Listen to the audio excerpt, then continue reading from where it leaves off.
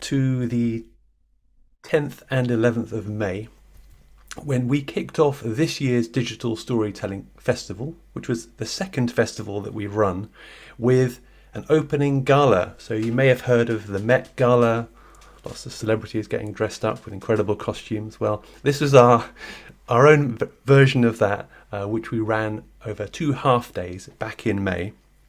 And the opening gala featured an incredible array of creative, talented speakers and guests who could share an interactive workshop on creative writing, for example, that was run by a wonderful colleague, Beth. Storytelling tips, which have been developed by we have a storytelling task force at Europeana. Poetry, inspired by cultural heritage. Sessions on how to tell stories really well using video. We also went behind the scenes of a recent Europeana online exhibition called The Pill, with the creators of it, students from KU Leuven. We looked at medieval memes, which if you're on Twitter, you can't really miss.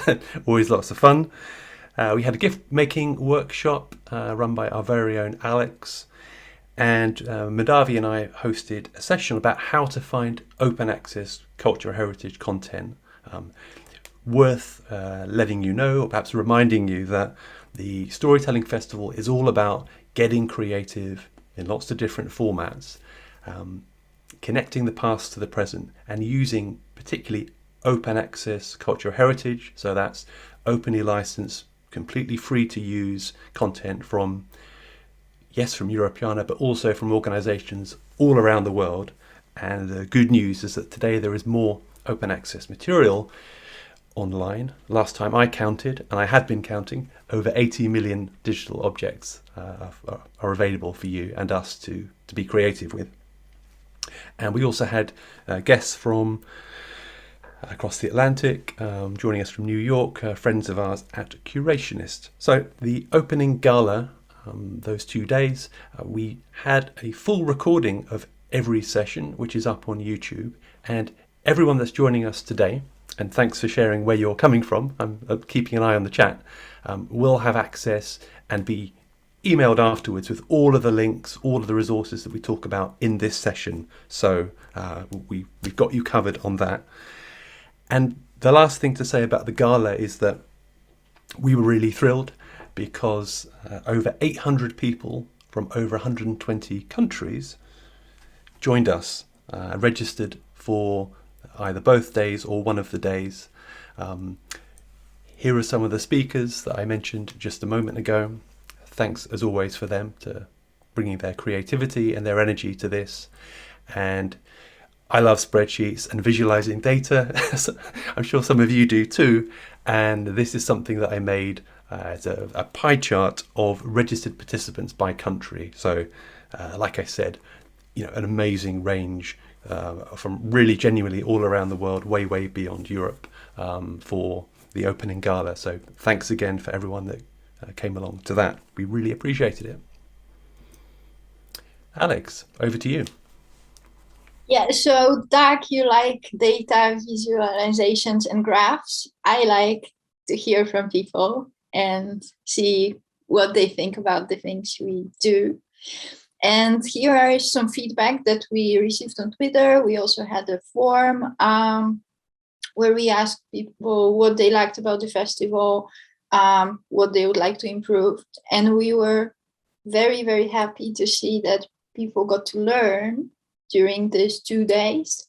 But as you see, they also instantly tried their creative skills, some of them during the workshops, some of them also as participants. And for us, it's very important to make both the use of openly licensed content and the usage of different tools and apps available online go together, because like this, there's always a reason to reuse the heritage. So we are very happy to see this kind of feedback. And as you see, the hashtag is DigiStoryFest.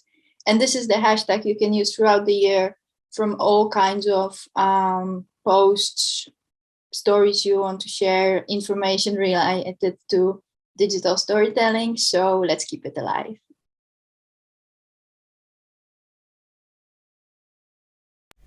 So, you've heard about the opening gala, you've seen some social engagement, but it is a creative contest with voting both from our esteemed jury, which we'll introduce in just a moment, and also the general audience, the public.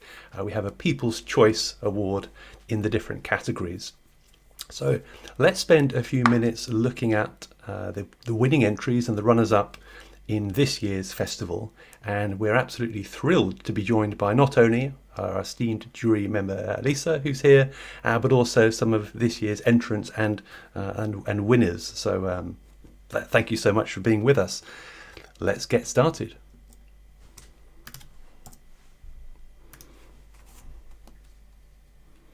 So we are very grateful to our esteemed and accomplished jury that represent a wide range of experience in digital storytelling. Abhay Adhikari works globally with private and public sector organizations to develop digital engagement and innovation projects. He's created strategic programs for organizations like The Guardian, Google, Nesta. But Abhay could not join us today, and neither could Fresco. Fresco, who's the initiator and editor-in-chief of the visual digital storytelling platform, Things That Talk. It's a very interesting platform. Please do check it out if you get a moment after this closing event today. We are joined by Lisa today, who is also one of our jury members. She's a digital engagement professional in the cultural sector. She currently works for the Royal Horticultural Society, and her areas of interest are digital programming, development and outreach, international strategy, and making people care about the weird and wonderful in art, history, and science. Welcome, Lisa, and thank you so much for joining us. We'd love to hear from you. Thank you so much, Madhavi. It's been an absolute pleasure being involved in the Europeana Digital Storytelling Festival this year. I also was on the Digital Storytelling Task Force a couple of years ago. That must have been, 2 years ago? So I've been following very closely the interest that Europeana actually has, and not just having stuff and collecting stuff. Stuff is fantastic. Stuff is the baseline of what we do, but also being really, really interested in turning that stuff into stories. And it's been absolutely fantastic to see the range of entries we've actually had, the range of formats. Literally no entry was like another. There was such a variety in there, different ways of using digital cultural heritage as well. Some of them were a bit more used for illustration purposes. Some of them were used as a springboard for imagination, for their own creative storytelling, which was really interesting to see. What do people actually get out of an image or an item or something else they found open access online? And in very many cases, it was really interesting to see how it tended to be a springboard for further exploration. And that was really, really great to see, because that spark of curiosity is really something, as an engagement professional, I am very, very passionate about, and I know lots of other people in the sector are also very passionate about, that we're not just caring about these things, we want other people to care about them as well. And that was really, really interesting to see in the entries we received. So thank you so much for having me with you on this journey. Thank you, Lisa. I think given the different kinds of formats that we receive stories in, it is a task for the jury, but we're also helped by the public, as Douglas mentioned earlier, because there's a public choice also in terms of deciding a winning story. We'll move forward. Lex. Yeah, so we have a very, very big winner selected by both the jury and the public. So it's a story created on Instagram stories, so a very appropriate format.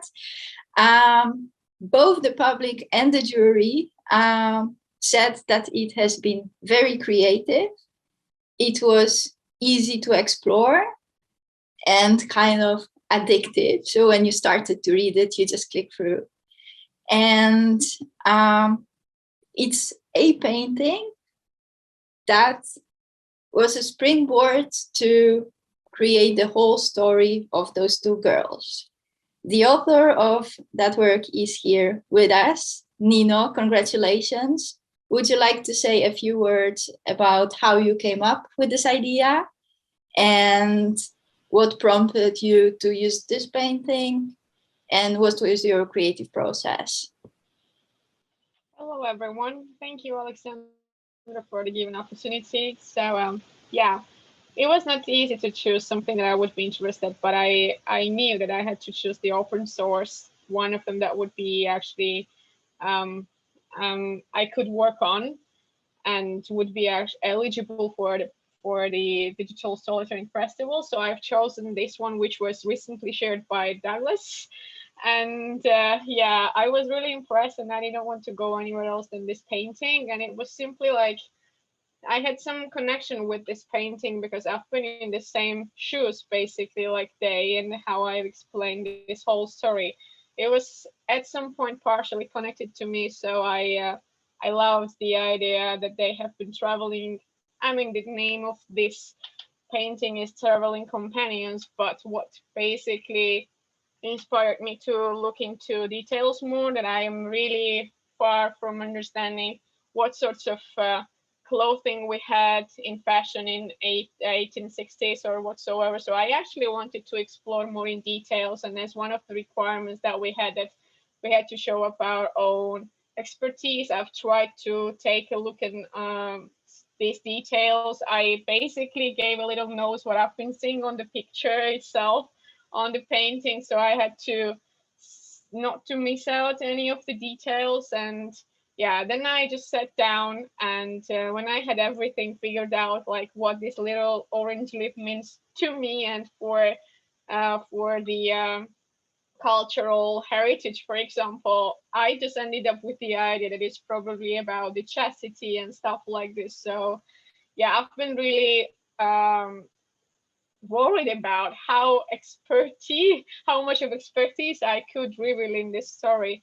But what I liked the most was that the flow that I've had with this entire piece that I wrote, because and then in the beginning, the first version was obviously not well written, in a sense that I had to make some modifications because I had some grammar mistakes, but it's okay. This can always be changed.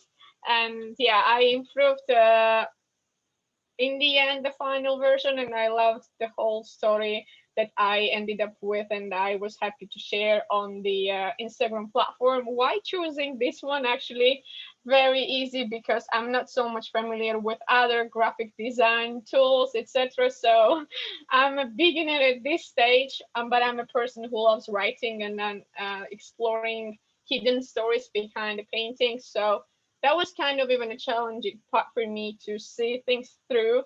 And yeah, this is what I have ended up with. And thanks for the jury choosing my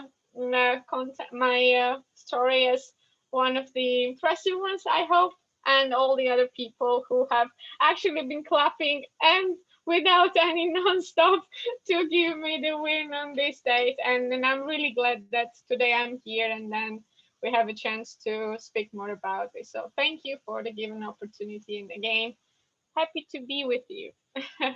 Thank you. We love your enthusiasm, and it's great that you mentioned those three things. So diving into details, personal connection, and the state of flow that creating the story brought to you. I think for people who want to create in the future, these are very good hints on what are the good components of the story. Lisa, would you like to say something? How did you experience the story as a jury member? What was the most interesting for you in it? Yeah, so this was really interesting because I know this painting. It hangs in the Birmingham Museum and Art Gallery, just 20 minutes down the road from where I am right now. So I thought, oh yeah, I know this painting. And then I started reading the story, and I sort of noticed, actually, I don't. I've not really looked at it properly, because this story has actually managed to guide my focus quite considerably, while also being really creative and imaginative. I thought it was really nice to create characters for those two sitters in that painting, because you look at them and you might think, if you're not an art historian and you can read a painting like the professionals do, you might think, oh yeah, it's just two girls being a bit bored while traveling, probably have been sat in that carriage for something like 16 hours and it's a bit hot and stuffy. But really, Nina has really taken us on a journey with them and into their minds as well, and really trying to find out, or just get an idea of what might be going on in their heads, which we might not be able to see, but linking it back to the visual elements of it. So it's great fun to see. And there's also, I know the digital manager at the BMAC, so I'm just going to ping that over to her and say, look, this is what happens if you make your stuff available as open access. People are really inspired and take this art and make it their own and share it with their audiences. And that's what digital storytelling is about, isn't it? Thanks for taking us on a journey, Nino, both the jurors and all the audience. It was a great ride on the train with two girls. And now it's time for the runner-up. Congratulations, Srushti, for being the runner-up for this story. Srushti is the creator behind this story. Now, in Indian art, what typically happens is that a lot of iconography is borrowed from mythology, which itself has a lot of layers, different retellings of a certain episode. In the words of the jurors, this animation was very charming, beautiful in its simplicity, great animation style and accessible language. And we can't help but agree. Do check it out on the website, on the Medium website as well. But we have Srushti with us today. So Srushti, would you like to share what went behind the creation of this? And again, your choice of behind this theme, such a complicated theme, and how you really broke it down to being such a simply understood story. Sure. Thank you so much, Medhavi. The choice for me was simple because I come from India, and as all our grandparents tell us stories right from the beginning. My grandfather used to tell me stories when I was a child. So we have these two great epics, which is the Ramayana and Mahabharata, which is not just epics for India, but also Cambodia and Thailand and Indonesia. So you can see these stories repeat in Southeast Asia as well as South Asia. So I remember my grandfather used to tell these stories without a book, because I remember Ramayana was one story he told for 7 days when I was a kid, and I used to ask him, how do you remember? He's like, I've heard this story and I value this story so much that I remember it by heart. And I think it started there. Last year, I went to India and I visited this particular temple, which is the Virupaksha temple. It's part of a UNESCO heritage site. The temples are from 6th century to 10th century. So it's a group of temples that was built in those 400 years period. And each of the temples had so many sculptures that depicted stories from our ancient, the stories that we valued. And I just picked one of these stories, and I think there are about 100 or more stories, and that are repeated across all the temples in India. So if you travel and if you ask an Indian, okay, what is the story about Jatayu and Ravana? So they will already know. So I wanted the world to also know what this story is about. Also, I believe that stories have started from an oral tradition, and we write it down later. Like first we talk about it. If you see the very celebrated stories of Iliad or Odyssey, Homer wrote it down later, but then it was an oral tradition at the beginning, and which is why we discovered Troy today. So I think there's a value to write everything down and to pass it down to the future generations. I chose YouTube as the medium because I think it's very accessible, right from a 5-year-old to a 70-year-old. Like all my relatives and my friends and my uncles and aunts who cannot use other mediums, I think were very happy to use YouTube, and very appreciative. They were very encouraging, and they liked the fact that I highlighted things that they did not know. And to me, that was value addition.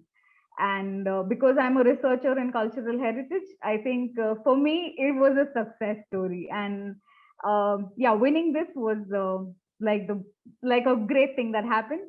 But the encouragement I got from people, not just people I know, also on Medium and Europeana, it was great. So yeah, thank you so much for this opportunity, and I hope to be involved in it because this is just the starting for me, and I would like to tell more stories. So thank you. Thank you, Srushti. And yes, we'd love for you to be involved as much as you can. And of course, once you get involved, you're always involved. That's been my experience, I'd say. So I'm going to hand over to my colleague Douglas to introduce the winner of the creative editorial. Thank you, Madhavi. So the creative editorial winner this year's festival was this story, The Life of a Concert Hut by Kerry Elm. And Kerry's here. Welcome, Kerry. Thanks so much for joining us. I really love this story. It's set into 1940s Colorado, and I thought it was a brilliant mix of bringing some humour, a very accessible, kind of friendly, informal tone of voice, and a great use of archive images like the one that we see here on screen, archive photography, and it's all around a creative solution to a housing problem that existed at the time, which feels like a very contemporary topic in most countries in the world that I know of. And one of our jury's members said that they really liked the way that the archive images and the objects took centre stage. They really were fundamental to telling the story. So I'm going to pass over now to Kerry, if I may. And Kerry, why don't you come on the mic and tell us what attracted you to this story? How did it come about? What was your process? We'd love to hear from you. So thanks. Sure. Well, thank you, Douglas. And thank you, everyone who's here, but then also everyone at Europeana who's made this happen. This has been so fun to participate in.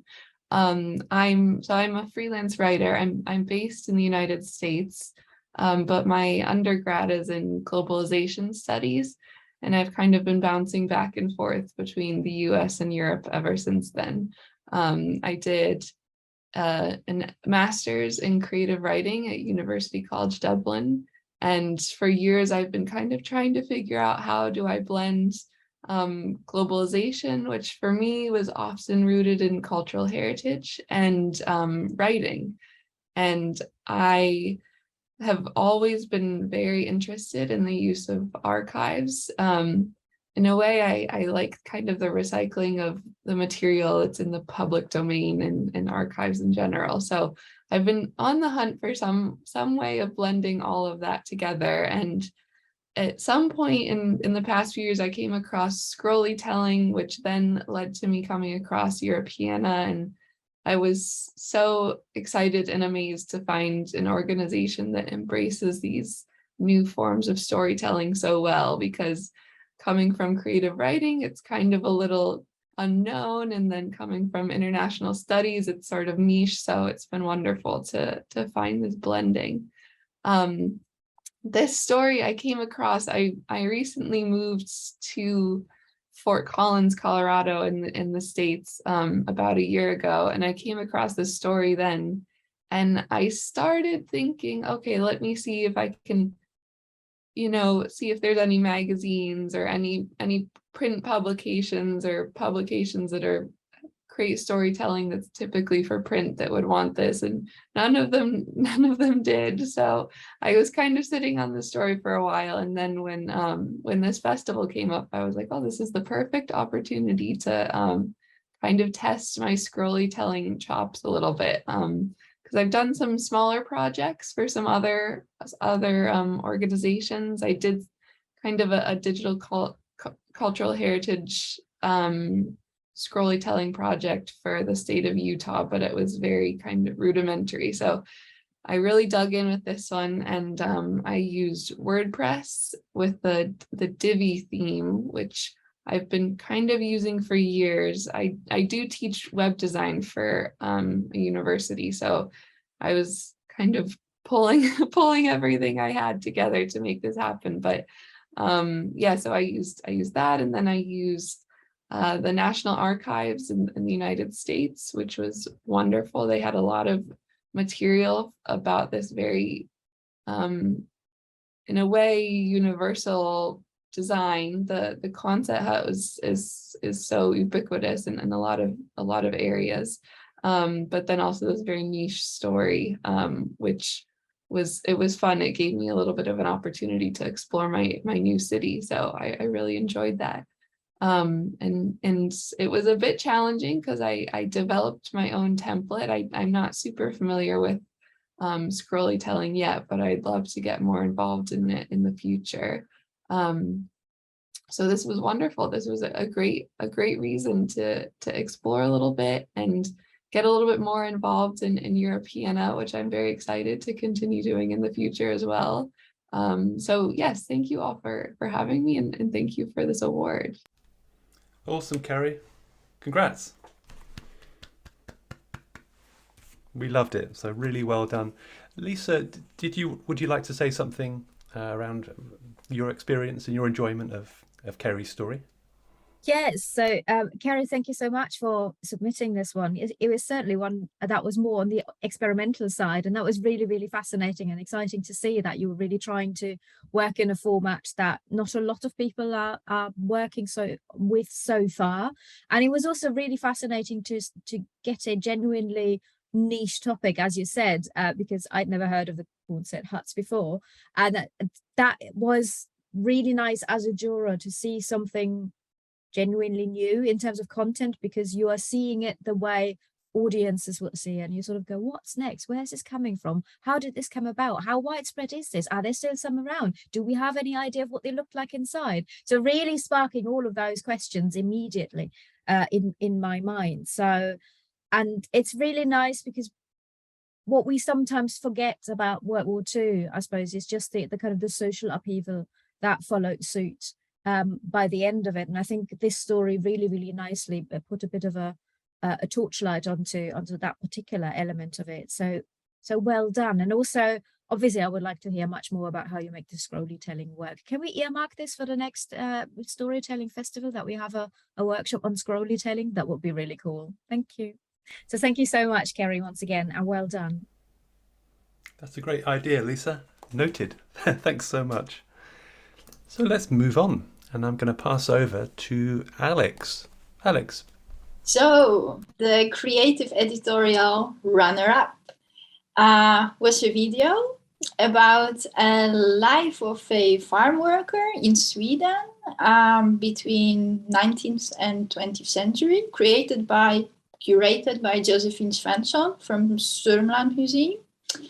And this video combines beautiful violin music with a variety of video images from places, also the videos of objects, text. So there is, within the 10 minutes of the video, there is plenty of material to be seen. And it's also very touching by being narrated by the great grandchild of the protagonist. And it's a way of showing kind of the social history through a personal life of one person. So unfortunately, Josephine is not here with us, but maybe Lisa, you would like to comment on this entry?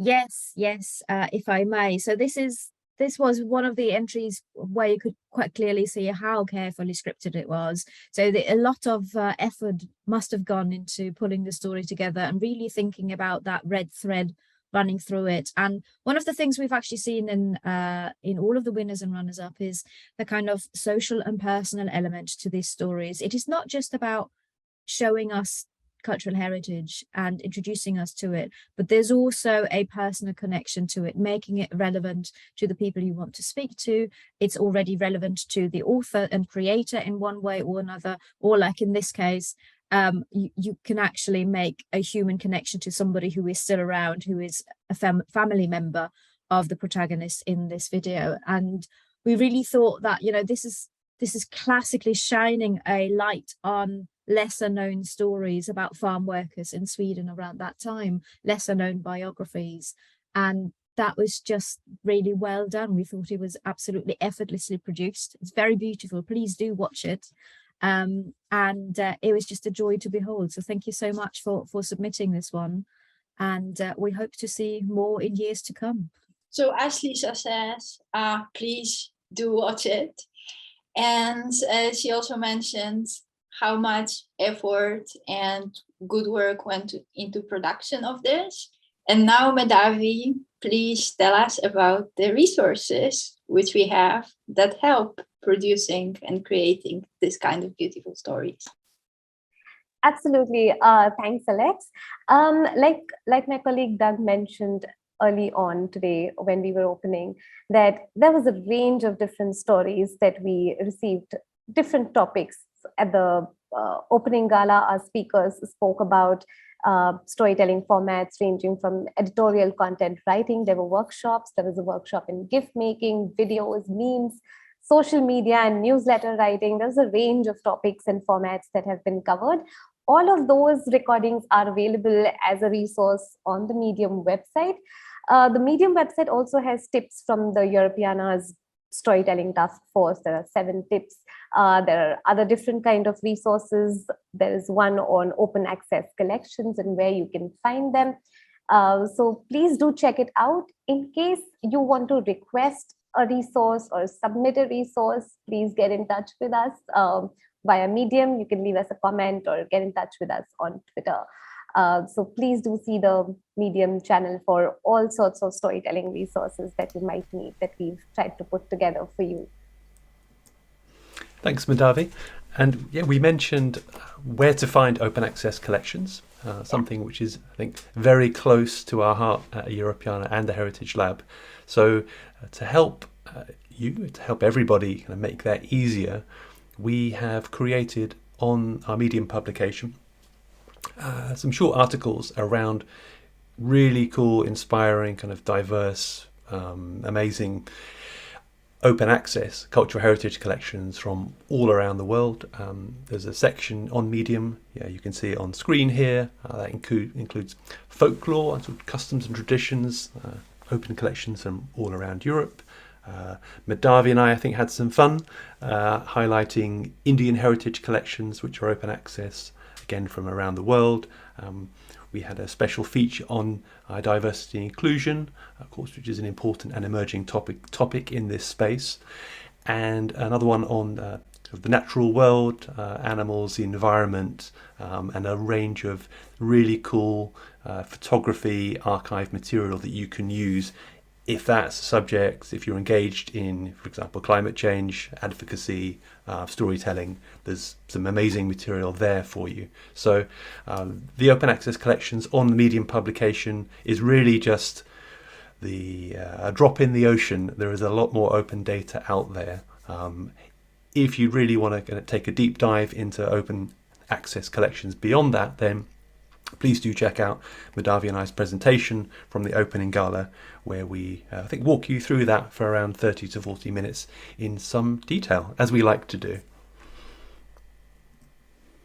And while I'm here with my Europeana hat on, I can't not recommend a visit to the stories page of the Europeana website. This is a place to go on our website which really presents the most recent and also the full archive of digital stories that our partners, our network members, our friends, colleagues, and the team at Europeana itself has curated, published, promoted over the last 10 plus years. Last time I counted, we were almost up, I think, to 900 stories made accessible from this page. So feel free to check out online exhibitions, blogs, that we have created over that time. Perhaps, as you can see at a glimpse from the screenshot here that I'm showing, there's a really massive variety, and I hope a kind of positive diversity in the kind of stories that we're telling in terms of subject matter, communities and cultures, languages. An increasing amount of our exhibitions, for example, are available in languages other than English, which is really important to us. And in terms of topic, you have everything from the history of vermouth, which is a nice drink for this time of year, to the Jean Monnet House, a founding father of kind of European currency and integration, traveling on the Orient Express, Siberian expeditions. So this is just, again, the surface. Feel free to visit our stories page and check it out. Let us know what you think. We hope you enjoy it. And as Madhavi, I think Alex has said, we're always open to feedback. So if you see something kind of cool or something that we can also do better, our ears are open. So we're waiting to hear from you. Please feel welcome to do that. So, how to get involved? So we heard about some ideas for the future sessions. We noted them. We are happy that the current winners want to keep on telling stories and participate in the future editions in some ways. And here are the ways to do so. So on a daily basis, DigiStoryFest on social media and tagging Europeana and the Heritage Lab is an easy way to chat with us, bring our attention to things, or if you create a story, get it shared through our accounts.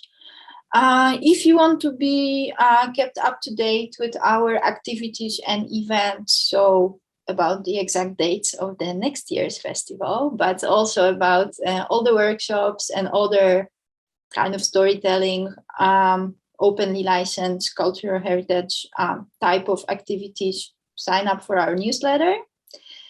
If there is a story you would like to present during the opening gala next year, it doesn't have to be now, it can be throughout the year that you come up with it, share it. You will receive all the links, information, submission form for the stories in a recap email after the sessions. Take a look at it, enjoy, and we hope to be in touch with you throughout the year and for sure during the next year's edition. Thank you all for being here. I just want to say as a closing that today we are all consuming digital stories as well as sharing them, and the Digital Storytelling Festival is that platform where we want to learn from one another, create that space where we share all these interesting tips and ideas. So please be in touch and we'll see you with the next edition.